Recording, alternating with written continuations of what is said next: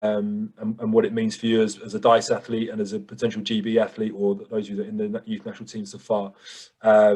It's a really, really important subject. John, Joao and I were just discussing some of the content that we have to deliver from a UK anti-doping perspective, and it's really quite a broad area, and we're kind of trying to pick the parts that are most relevant to you at the age and stage of the pathway that you're at.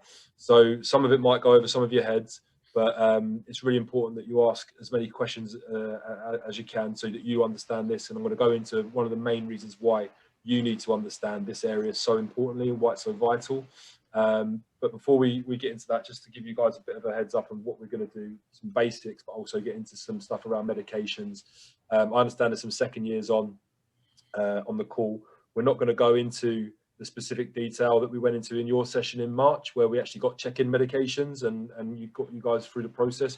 We're just going to touch it quite lightly today, and just introduce the topic and maybe go into that one in a bit more detail on another occasion.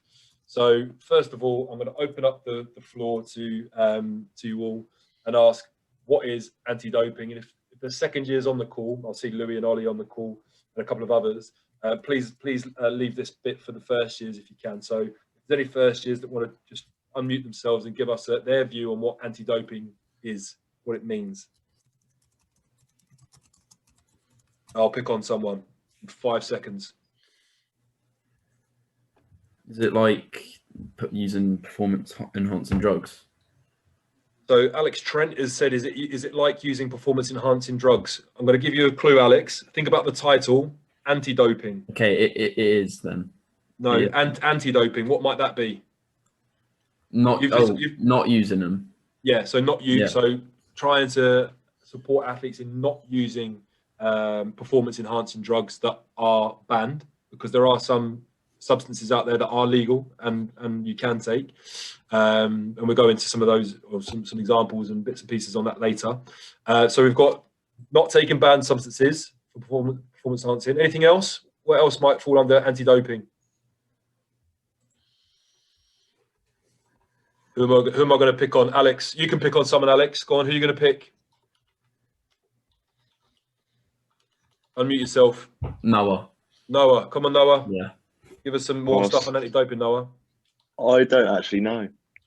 You don't know? I just knew it was not taking performance enhancing drugs. Okay. Fine. Anyone else? Noah, you can pick someone. I don't even know who's in the queue. Hang on. There we go. We'll go with Luke Cheng. He knows everything. Come on, Luke. What's stuff that, like, say, helps you lose weight and stuff like that? Would that be included? Yeah, so that's called diuretics, and there are some diuretics that are banned. So stuff that helps you lose weight, helps you lose urine. There's some stuff in sports like boxing and horse racing and Formula One and stuff like that, where weight classes and weight stuff is important, or even aesthetics, so how you look. It might be gymnastics, where some people might be doing this to lose some water. So yeah, but that's more again around, performance enhancing. It's not necessarily performance enhancing, but it's allowing you to compete perhaps when you're not in the physical state where you are. Anyone else? Luke, you want to pick someone? The girls had some fantastic answers on this. That's why I'm drilling a little bit more on it. Go, Mick. Could blood doping be one? Blood doping could be a form of it. Do you know what it is, Mick? Can you give us an example of what it might be? Yeah, I think it's where they inject blood with more red blood cells in it. Sports like cycling, Tour de France cyclists and stuff like that have been known to do this for a long time. They take oxygenated blood or blood with high red blood cell count. But actually, as we're getting onto this, we're going down a little bit of a route of what doping is instead of what anti-doping is. And I'm going to just try and draw a line under this particular subject. So anti-doping, and what we're doing here is a part of it, is education. So we're doing some education, some other governing bodies and agencies that are involved in providing support around anti-doping, so prevention of people taking banned substances. There's things like medications and supplements that might fall into this category as well, where we might not be aware of what we're taking. and ultimately it's trying to work towards one common goal. So if we then move on to the next question, is why is it important? Why is this anti-doping area so important? What might you say to that, Mick? To make it fair, like competition. Great shout. So make the competition fair, so everyone's competing on the same playing field. Yeah. Nick, you can choose someone else. That's a great answer. We'll give them that. Hardman. I was going to say the same thing, like to keep it on the same playing field. Okay. Can you think of any other reasons? Because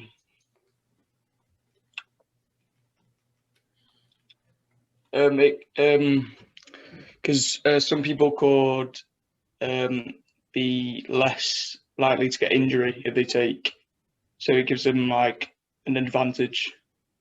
Okay, so we're going along that same theme of the unfair advantage stuff. So we've got why is it important? Because it could be unfair. What else might happen, Matt? Why else could it be important? There's a different kind of angle I wanted you guys to think about. Not sure, to be honest. Okay, you can pick someone else, Matt. Thank you for trying. Let me see. I'll pick Jake. Matthews. I'm saying like reduce risk of ban. Okay, so it's important that we've got education because it might reduce. It's going to reduce our risk of getting a ban. Yeah. Yeah. Okay. So the education part around anti-doping is going to reduce the chances of you guys potentially facing a ban from competition. Yeah. Yeah. Excellent, Jake. Thank you very much. Do you want to move on to someone else? Pick someone. Ben Hughes. Thank you, Jake. I don't specifically know this. But there's an extensive use of them. Doesn't it cause health issues later in life if you use them like extensively? Ben Hughes, that is a fantastic answer, pal. Well done. So looking at the potential risks of taking some banned substances, having health impacts in later life, and perhaps not just later life, but like in the immediate term. So some banned substances can have really severe impact on health. So ethically, is it okay for us to be taking these drugs, to be taking these performance enhancing substances when our health is probably ultimately the most important thing? And we didn't speak about this with the girls, but the side effects piece at the moment is massive when we're talking about the vaccines for COVID and all that kind of stuff. So understanding the side effects of some of these performance enhancing drugs is really, really important, because ultimately we want to be putting the athlete's welfare at the heart of what we do. And there's one central agency, guys, that's responsible for the anti-doping provision across the world. The World Anti-Doping Agency, WADA, they're called, and their tagline is "Play True." So just again, getting back to that fairness piece, making sure that we're on this level playing field. Okay, so then moving on to who can be tested and when. Now this is an area that I'm just going to talk a little bit about to save you guys trying to rack your brains for questions, for answers. Who can be tested and when? Now it's really important to know that we ain't just going to turn up at training at Loughborough or a DiSE session and test you. Okay, players that can be tested are those that are in youth national teams at EHF and IHF sanctioned events. So if you go away with GB M18s or M20s, or in the future with the senior team, this is where you're most likely to get tested. When you become part of the national testing pool, which is potentially with a men's national team, it becomes slightly different. So you might be tested in at friendly matches and invitational events, but in the youth categories, it's just that. When you move up into other sports, and we used the example of cycling earlier on with the blood doping, the athletes that are competing with Team GB at the top of GB cycling, for example, well, they could be tested at any point throughout the year. Whether they're at home, in competition, or out of competition. And does anybody know any stories about this type of thing where the athletes are being tested out of competition in unusual places? Anyone heard stories about this?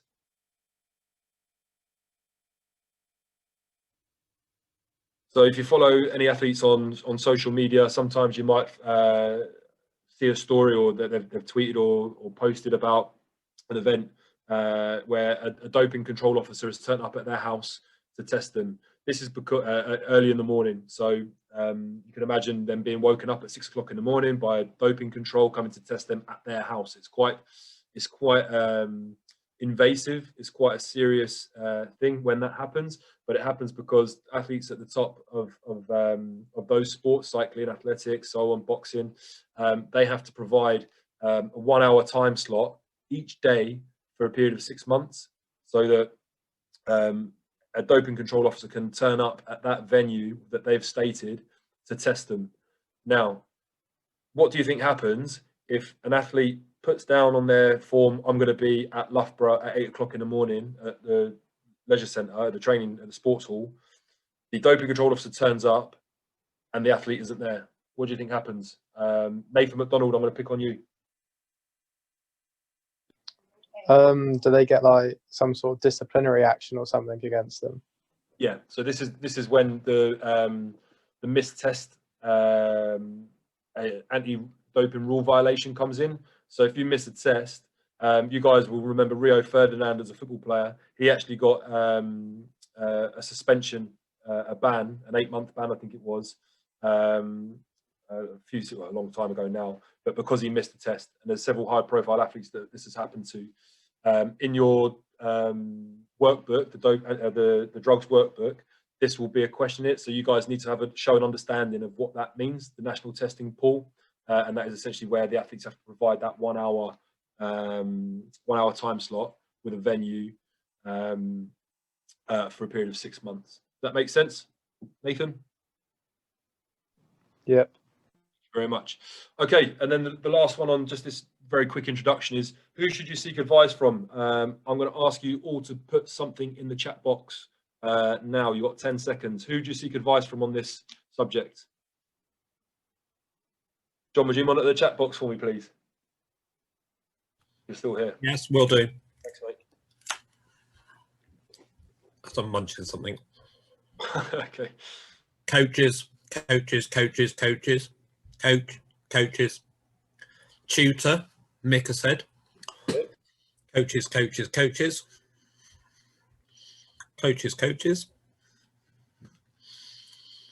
Okay. I think we'll say thank you very much for your contributions, gents. Don, one more came in. What was that? Other athletes. Other athletes. Brilliant. Okay. Well, I'm not surprised that nobody got the right answer, although with the second years being on, I hope they might have remembered. But there's actually only 2 people that are accredited anti-doping advisors that work at England Handball. Louis Christie, you still on the call? Ollie Baycroft? They still on, John? Can you see him? No, they seem to have disappeared. They probably got bored of my voice, so I don't blame them. So Jason Pham was on earlier, but he seems to have gone as well. I saw him as well, yeah. So, gents, the accredited educators for England Handball are myself and Sue Whitehead, which means that Sue and I have to go through exams every year to keep this status. And essentially, we are the only people that you should seek advice from on this matter, from a handball perspective. You could ask your doctor, but they wouldn't know the ins and outs of anti-doping. You can ask the coaches that you work with, but they wouldn't have the ins and outs. Some will have very good knowledge. Some will be able to give you some good answers. And I know for a fact that the likes of John Pearce, Bill Bailey, Chris McDermott, and Matt Derber, who are the youth national team coaches, will all have pretty solid understanding of this area, but they're not accredited. So I would implore you to seek advice from myself and Sue where necessary. But we're going to come on to a little bit about what advice means to you in a second. So just bear with me a second.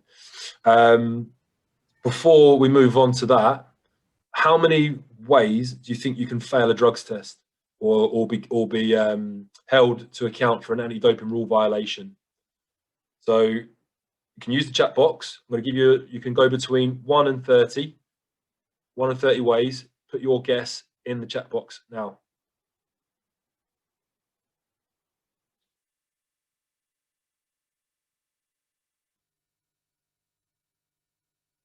Someone's gone for 30. A couple have gone for 30, John. Oh my gosh. 27. Cal's gone for 17, Miles 13, 33. Luke's gone for 3. That's a low list. Alex has gone for 20. Nathan's gone for 15. 3 from Jamie as well. Okay. 7, 15. 8 from Sam HC. 20 from Miles. Brilliant. Okay, so we've all had a little bit of a stab, and I'm hoping that when you're putting in these numbers, that you might actually have a thought about how you might struggle and fail a test or commit an ADRV, anti-doping rule violation. I'm going to go with, we started with the higher number before, didn't we, John, in the last group of the girls? So I'm going to start with the lowest number. So Jamie, you provided the lowest answer, I think.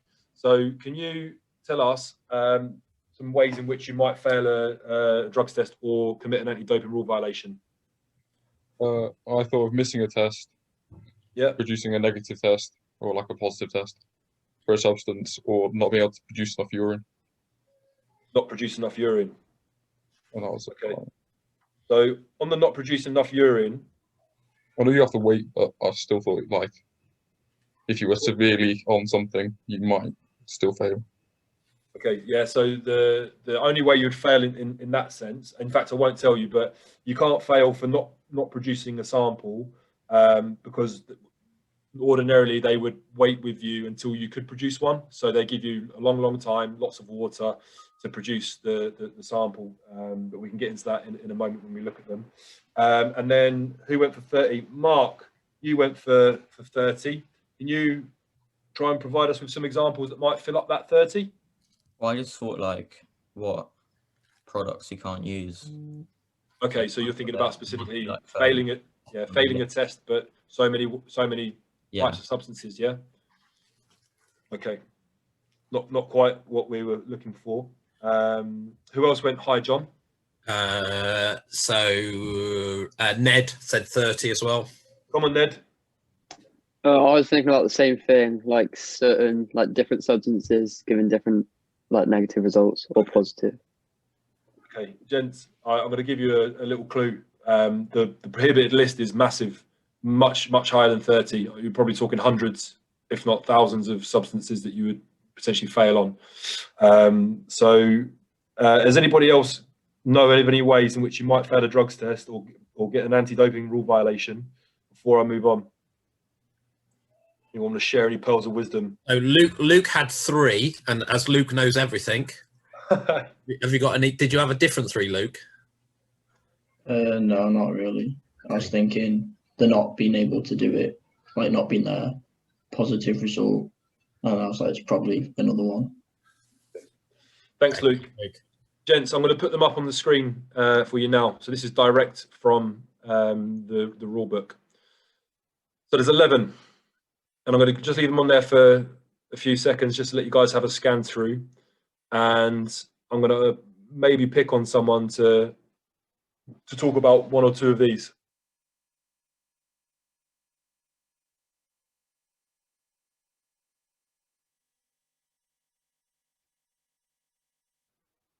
So Jamie, your one just a minute ago about, so if you look at 2.3 about not producing a test, it might come under this: evading or refusing or failing to submit to sample collection. So that means it doesn't necessarily mean not producing, but if you fail to submit a sample, then you might fail. But they would give you lots and lots of opportunities to do that. Again, long time and lots of water and stuff like that. I'm gonna pick on Sam Hurley-Cook, and Sam, you're gonna talk to us about number 2.8, please. So that probably means something like, that's a mouthful.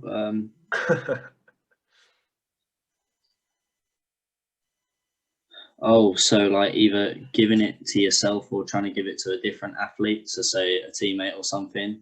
Yeah. So during a competition. Or out of competition. Yeah. So this might be, imagine me and Nathan McDonald are competing for the #1 spot at the European Championship qualifiers in 5 years' time, because I'm still young and fit and healthy and playing, and I put something, so attempted administration by an athlete or person to an athlete in competition or to myself. So if I try to give Nathan a banned substance, so I'm trying to essentially spike his water bottle, for example. Yeah, we're at training. I see his water bottle there, and I spike it. And you might think this is far-fetched, but how often do you think that might happen when you're competing for places, or you're at a track and you know that? So let's take 100-meter sprinters that are all training at a track. Do you think that a Tyson Gay might try and spike Usain Bolt's drink if he had the opportunity? Something for us to think about in that sense. Like, we were always told when I was training with the national team, especially in the build up to the Olympic Games, keep your water bottle to yourself, try to keep it sealed, put tape around it, so on and so forth. Protect yourself at all times. So that's administration. I'm going to pick another couple of random ones here. So I'm going to go for 2.9. Who haven't I picked on yet? John, can you see any faces that we might be able to pick on next? I can't see his face, so Miles Anderson. Miles Anderson. Oh, I can. 2.9, please, Miles.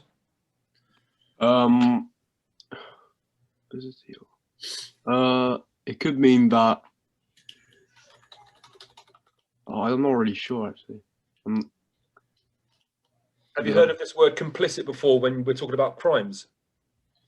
No. Okay. Miles, you can pick someone to help you out. Noah Sanyo. That was getting picked on a lot today. Come on, Noah. Again, isn't it the same sort of thing? Where it's like, is it not? Not really. Someone else has done something like wrong to you. Yes, kind of. Yeah. So if I'm going to be complicit in an attempted doping violation, so let's say, for example, on this occasion, I know about you taking a banned substance, and I'm helping you hide it from the coaches and from the anti-doping authorities. Does that make sense? So I'm helping you commit that offence. Just like people that, they might provide false alibis for someone that's gone out and done something naughty. Make sense? You're complicit in that because you're essentially helping them get away with the acts. Aiding and abetting. Aiding and abetting. Absolutely. Yeah, thanks, John. And then we're going to go for the last one that we're going to pick on is 2.10, and I'm going to pick on, is Miles Gannon on the call? Yeah. Come on, Miles. Prohibited association, I think, is to do with, let's say you kind of like associate with a drug, like if you're seen taking pictures with it or like promoting it. Okay, that's not a bad guess, mate. That is not a bad guess at all. But actually, what it's referring to is, let's say, for example, so I can commit doping offences as your coach or as a program leader, as an anti-doping accredited educator, because I could be complicit in someone taking some medication or some banned substances. Sorry, therefore I can get an anti-doping rule violation. I could help administer, so I could put you boys on on some supplements that are banned without you guys knowing. If I just turned up at a DiSE training camp and I said, "Oh guys, we've got these free milkshakes today, protein shakes today. Here we go," but I know there's a banned substance in. That is me effectively committing an offence. Therefore, I would then be subject to an anti-doping rule violation. Does that make sense? So I would get the ban. Yeah, you guys might get out of that if there was enough sufficient evidence, but we'll come on to why you might not in a bit. But essentially, I would then become banned from a coaching or managerial capacity within handball. Yeah, so I'm banned. So prohibited association means you're working with someone that's prohibited. Okay, so imagine I'm banned, but Nathan McDonald wants to hire me as a goalkeeper coach, independently, then he would essentially be in effect liable for a ban because he's working with someone that's prohibited from working in the sport. Does that make sense? And I'll keep asking that question, but of course it makes sense.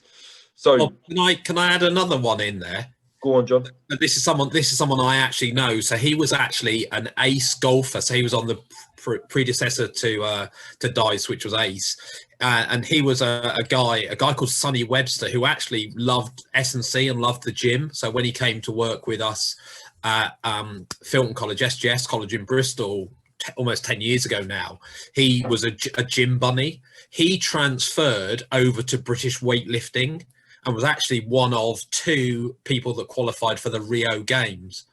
He subsequently committed an ADRV, so he had the presence of a prohibited substance in his body over the required amount. So he was banned from weightlifting for 4 years.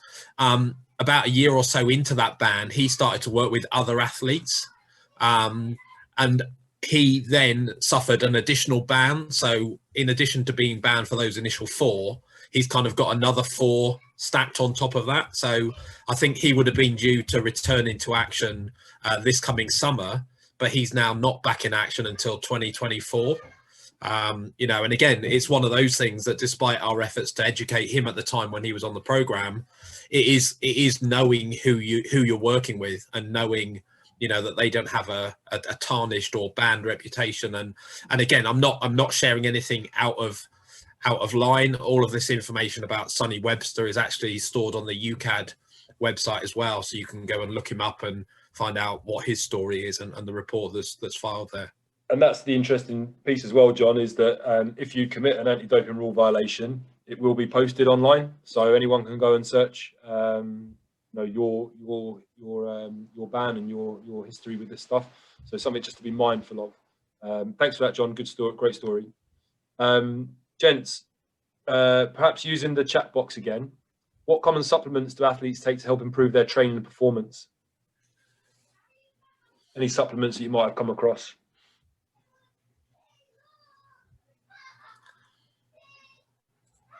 So anabolics.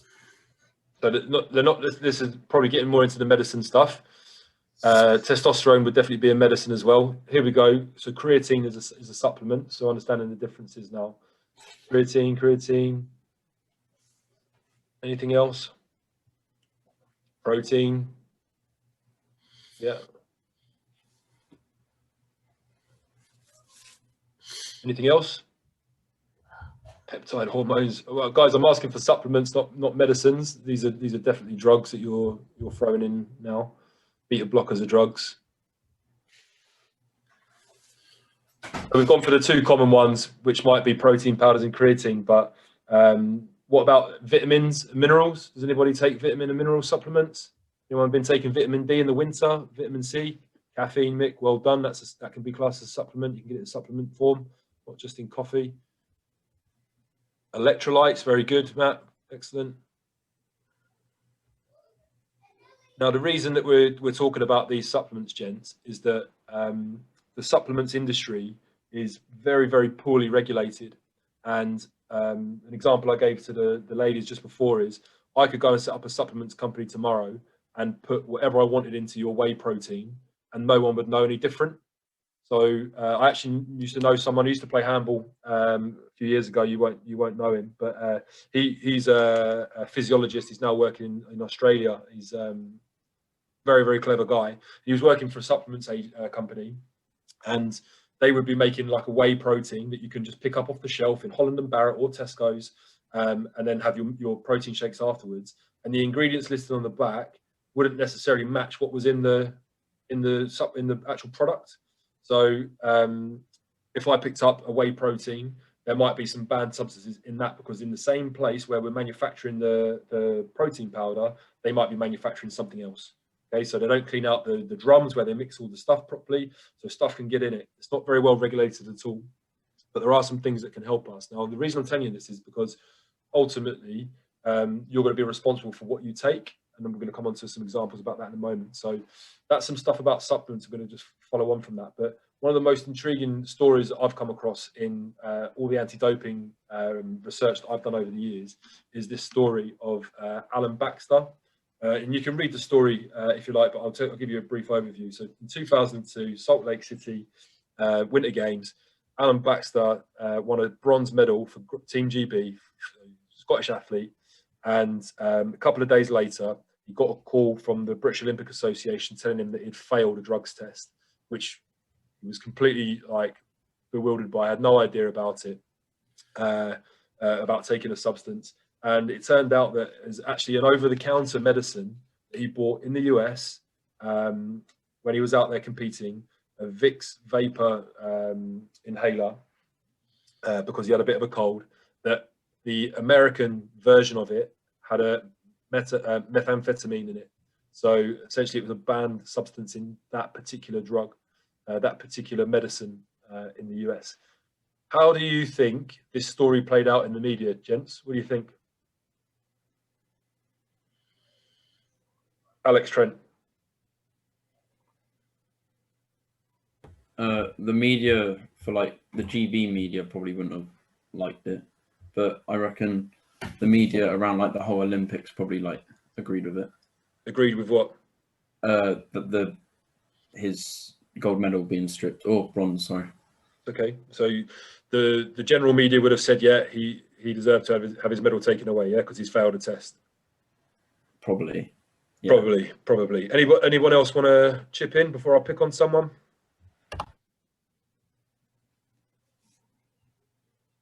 Ben Hughes. Sorry, can I just get a refresh of the question?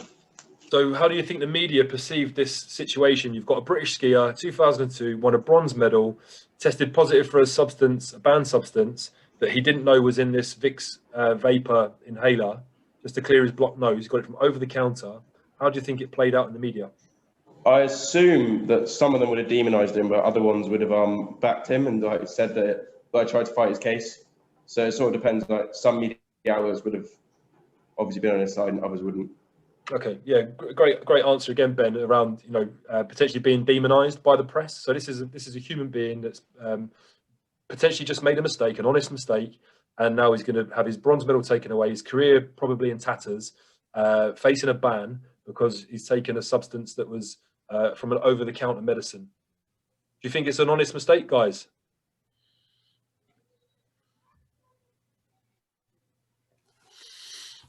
I'm going to take that as a resounding yes. Honest mistake. Put your hand, or put right in the chat box yes if you think he knew that it had a banned substance in it.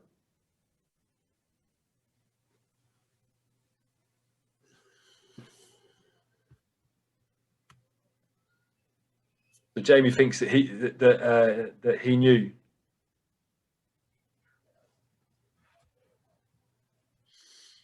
Jamie, tell us what you think he knew. Well, because if he was like 11th ranked in the world, he knew that he probably wasn't going to medal in that thing.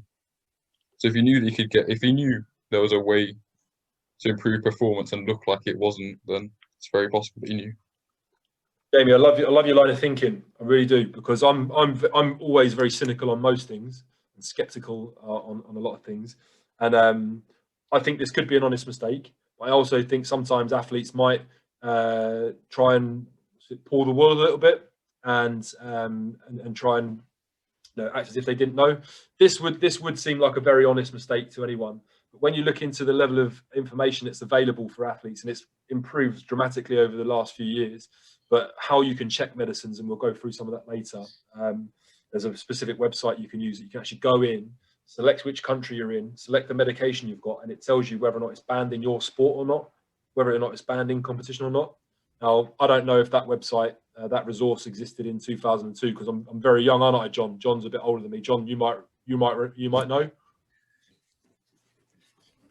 I've got a response I was about to give to that, but it might not be as complimentary. I was about to say, I'm certain, and I'm flicking through a file where I've got some stuff, that the WADA guidelines were less clear in 2002, and they went through a significant write-up in 2009.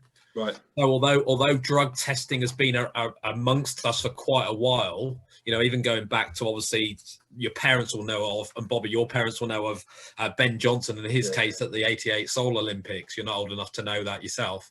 That probably it wasn't as widespread, but even in 2002, the internet was around. So I think he's got no excuse. And again, I think going forwards, no athlete has an excuse. No, and we're going to come on. It's a really great point to finish your comment there, John, because we're going to talk about a term that's called strict liability. Does anyone want to hazard a guess at what that means? I'll pick on someone if you don't speak up. Sam Hurley-Cook.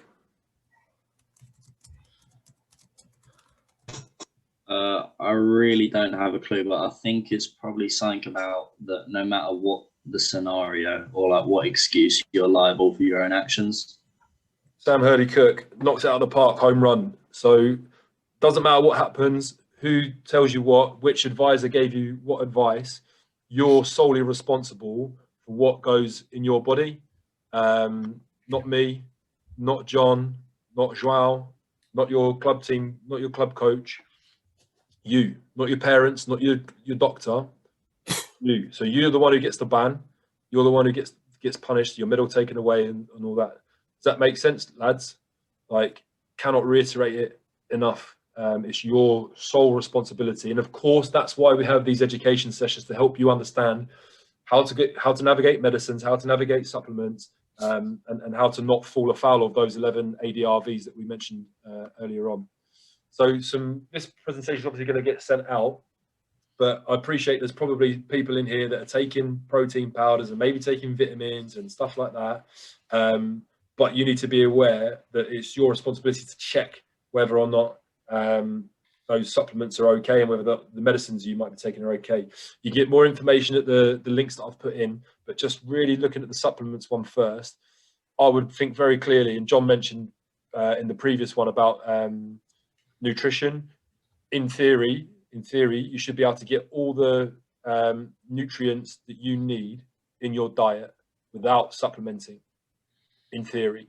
So if you're taking supplements, you need to assess, do you really need it? Can you get it from natural sources or from food sources, let's say? Assess the risks. So the risk of you taking that supplement is potentially facing or committing a doping offence, and the consequences of that is banned from participating in handball. And when you get a doping ban, it isn't just banned from national team, it's banned from club team, it's banned from coaching, it's banned from everything. You cannot be involved in a sport. Along that as well, you get your name, like we said before. John mentioned about the weightlifting chap who transferred from golf. On the websites, people can go and look. If you're, it's not a very good mark against your character in that sense. And this, again, just from tripping up on something as daft as taking a protein supplement that's not been checked. Again, the medicines, that when this presentation goes out, you can click on it, but it takes you to a form or a page, sorry, where you can start looking at therapeutic use exemption forms. Now, that is, I'll give you an example. If you need to take a medicine because you've got an existing condition, you can fill in a therapeutic use form, exemption use form, which essentially is monitored by UCAD. So UK Anti-Doping will look at your form and tell you whether or not, yeah, that's okay. Bobby can carry on taking this medicine for these purposes because it's definitely for a therapeutic use. Those of you that follow cycling or are familiar with Bradley Wiggins, there was a huge case with him and his Tour de France win, where he was given some asthma medicine. These TUE forms were filled in, but they weren't really sure what was in the package, and there was a lot of hoo-ha about whether or not he should be taking them. But just to let you know that those things do exist, and they are very, very useful if you do need to take medication, because we are aware that that's something that essentially does need to happen. Okay, so we're going to move on to a little task now, chaps, and I sent out earlier on to your email addresses. You might not all have them, but hopefully when I split you into groups, you will be able to sort it out between yourselves. I'm just trying to make my screen a bit bigger. Where's the... So I'm going to put you into rooms. You're going to go into 3 small groups, and you're going to have 10 minutes to complete the task. The task is, there's a test and procedures, and I want you to put them in order of when you think they're going to happen. Okay, there is some help on the page, but essentially you can get to move the slides around, and this is part of your drugs workbook, so it's part of the assessment. Okay, so I'm going to put you into groups. Any second. What's going on with my screen?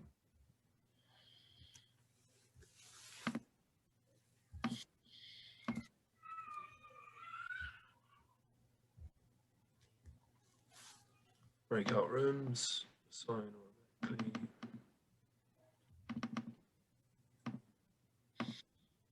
Okay, so you've all been invited to a room. Go to the room, and I'll invite you back in 10 minutes.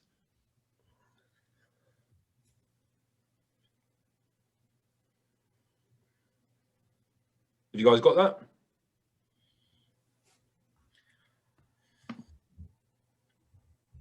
John, can you hear me? Yeah, I know. I think it was 3. I know I was with Mick, Noah, Jake, We were 2. Ben, and Nathan. Brilliant. John, you can pick someone to talk us through their first 3 on the list. So Noah, should we get Jake to talk? Yeah, I can talk. So we said as our first one, athletes can be notified of selection for a test by the anti-doping control officer. And then for our second one is an athlete is required to report to the doping control station as soon as they've been notified. And then the third one we went with at this point, the athletes will be invited to provide details of any therapeutic use exemptions or medication they've taken. Okay, great. Thanks, Jake. Has any group got anything different? I got different for the third one. Go on, Luke. So for the third one, I got athletes will be asked to select a sealed sample collection vessel. But the first 2, I think we got the same. Okay. And the other group must have had one or the other. We had Luke's one, I think. Okay. So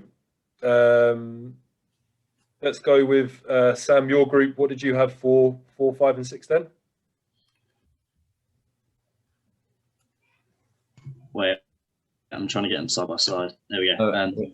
You got it? Yeah, we got it. Now I've got. Yeah, I think I've finished mine. It'll be removing off clothing. Then the DCO will record the A and B sample. Then they'll be invited to check the sample collection, and then there'll be the athlete will be invited to provide any details of TUEs. Okay, how many have you given me there, mate? Those are the 4 on the last 4. Okay, I asked for 4, 5, and 6. Oh, that's my mistake. So what have you got for 4, 5, and 6? Oh, 4, 5, and 6. Right. Athletes will be offered a choice of sealed sample collection equipment, and then divide the sample between A and B. 5 is athlete will be asked to remove enough clothing so the DCO can directly observe, and then the DCO will record the A sample and B sample bottle numbers of the sample collection form. Okay. Just to be clear, did you provide the sample after, provide the sample before removing of clothing? No. Okay. Just checking. Just checking. No. Yeah. No. Gents, can I have the one more group to give us what they've got, if they've got something different? For 4, 5, 6. Yeah. Yeah. We got athlete will be asked to remove enough clothing, and then 5 offered a choice of sealed sample collection equipment, and then 6 DCO will record sample A and B. Okay. So we've got similar. We're just missing that piece on the TUE, where that is, where you have to provide the information. I assume you've got the last 2 the same. So Luke, what did you get for the last 2? 7 was the one about TUEs where you're given like your details, and then 8 was athlete will be invited to check the sample. Okay. Sam? I got those, but the other way round. Okay. I have a feeling I'm wrong. And Jake Matthews, your group? We didn't reach to the last 2, so. Jake, what are you doing? We had a big conversation about the third one. Oh, okay. Shock. John, is that your group that didn't finish? that they started from a lower start point, maybe, in terms of, again, we just had a conversation around what the sample was and how you split it up. You know, none of the guys on the call kind of were aware of that, which again is part of why we're here. So yeah, absolutely. Guys, just to give you an idea on that testing procedure slide, there's a link to the UCAD website, and it gives you the testing process. So it actually breaks it down for you nicely here. And the one I'm just going to go to is the one that Luke's group was just separate on, I think, was the verifying of the sample piece. So don't forget to add any medication supplement taken in the last 7 days. So that's there. I don't think there's anything else in there for filling in the TUE.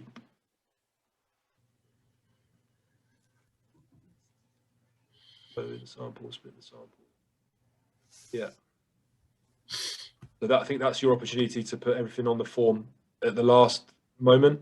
And I said it to the girls beforehand, and this is again speaking from experience. Like it's quite a invasive process. There's no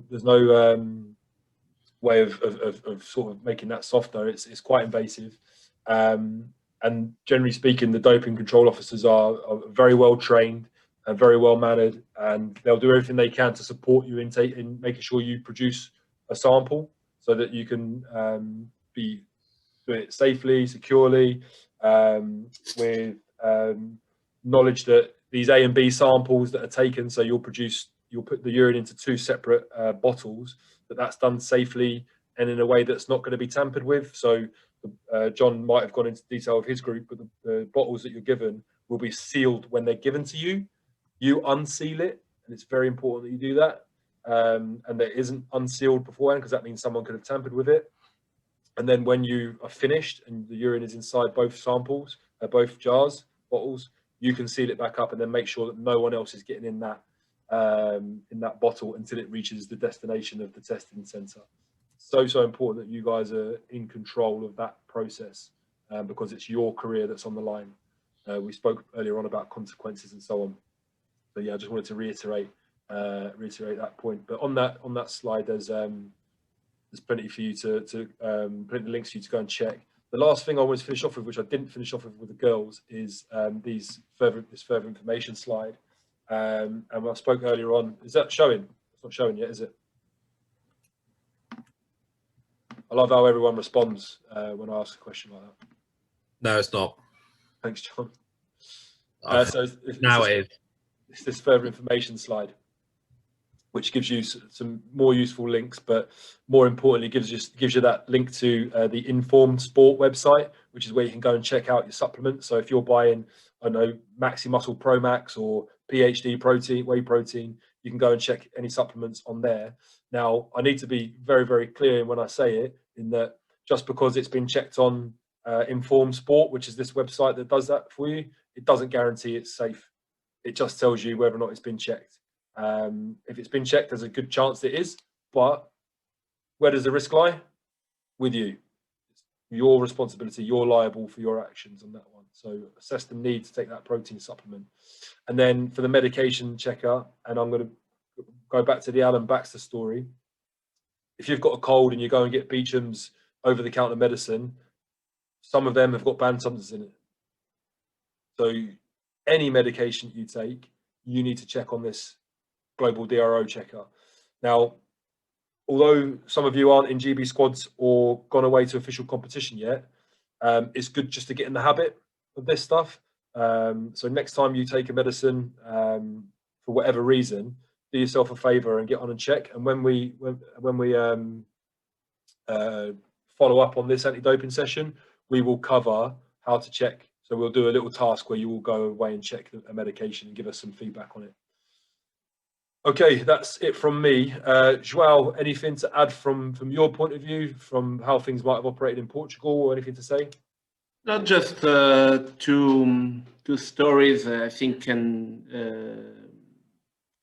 give some lightning about what we are discussing. So When of my experience in Benfica, so we have two teams from the islands, island of Madeira and Azores, that played in the first division of handball in Portugal. And one time that we went to play there in Madeira, the doping officers arrived after the match, and normally the match is played in an hour that allow us to return to Lisbon in the same day. And a couple of guys that were selected normally at halftime, they are picked randomly, and they after the game they weren't able to urine fast, so we lost the flight, and they couldn't leave the anti-doping room. That is very strict rules. And without the samples of urine, they couldn't leave. So we all as a team, we couldn't left the island. And I think this is a story that can really resumes what we discussed. Another thing different, not handball, football. A coach that you know, I think some of you can remember Carlos Queiroz, that worked in Man U as assistant coach of Alex Ferguson. He was the national team coach of football. You know how football represents in England and in Portugal also. And a brigade from the anti-doping went to the camp of the national team of Portugal at 4 in the morning before South African World Cup in South Africa. Yeah. And they need to do the test, and a lot of disturbs in the camp, but they did the test, and Carlos Queiroz said, "Oh no, there's no possibility. We need to go." No, we cannot go. They really did the test, and Queiroz, like, not a ban, but a heads up: if you do disturb a test, next time you'll be banned. You'll be submitted to some problem, because this is a very serious issue. So thanks, Joao. Just on what Joao's discussing, boys, on the website link that I provided, it tells you about the testing process and also some things that you can do, that you can request a delay for. So if you've got a media commitment, if you've got a medal ceremony, another competition to play in, you can call down medical treatment. So if you've got an injury in the last minute and you need to get it treated, stuff like that. So there's a whole bunch of stuff here that you can that you have rights and responsibilities for as well. So it'd be really good if you explored this area a little bit further, because obviously we don't have all the time to go through every detail of doping, anti-doping today, but we'll pick up on some of these points afterwards. John Wise. No, nothing to add.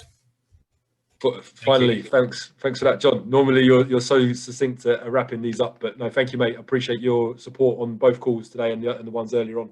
So, gentlemen, just to finish with saying thank you very much for your engagement. I'm sorry if I picked on you. In fact, no, I'm not sorry I picked on you. It's high time that you guys contributed in these sessions. You're very intelligent chaps and capable of making some very insightful comments. So thanks to those of you that did, and we'll send out the debrief email tomorrow with the presentation and with all the links and the recording of this webinar as well. Gents, thank you very much. Those of you that are in Loughborough, I'll see you bright and early tomorrow, 7 o'clock at the 2012 gym. And yeah, take it easy. Enjoy the rest of your evening. Thanks, everyone. Good to see everyone.